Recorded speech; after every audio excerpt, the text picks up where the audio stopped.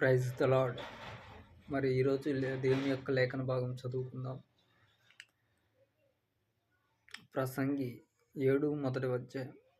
సుగంధ తైలము కంటే మంచి పేరు మేలు, ఒకని జన్మదినము కంటే మరణదినమే మేలు.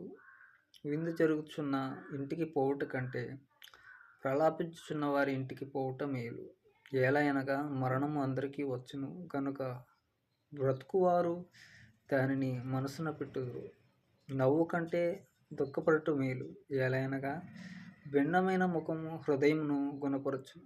జ్ఞానుల మనసు ప్రలాపించు వారి ఇంటి మీద నుండును, అయితే బుద్ధిహీనులు తలంపులు సహించు వారి మధ్య నుండును.